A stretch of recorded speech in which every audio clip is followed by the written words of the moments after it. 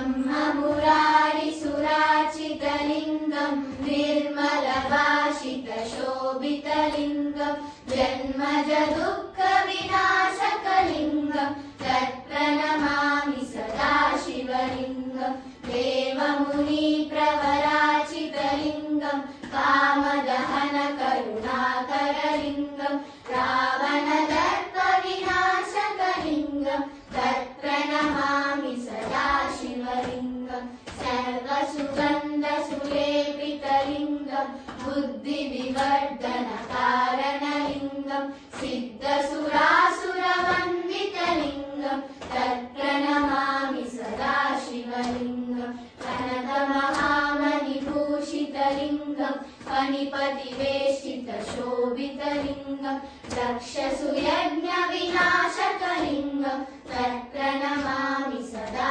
शिवलिङ्गं कुङ्कुमचन्दनलेपितलिङ्गं पङ्कजहारसुशोभितलिङ्गं सञ्चितपापविनाशकलिङ्गं तत्प्रणमामि सदा शिवलिङ्गं देवगणार्चितसेवितलिङ्गं भावये भक्तिभिरेव च लिङ्गं दिनकरकोटिप्रभाकरलिङ्गं तत्प्रणमामि सदा शिवलिङ्गम् अष्टदलोपनिवेशितलिङ्गं सर्वसमुद्भवकारणलिङ्गम् अष्टदरिद्रविनाशकलिङ्गं तत्प्रणमामि सदा शिवलिङ्गं सुरगुरुसुरवरपूजितलिङ्गं सुरवनपुष्पसदाचितलिङ्गं परमपदं परमात्मकलिङ्गं तत्प्रणमामि सदा शिवलिङ्गं तत्प्रणमामि सदा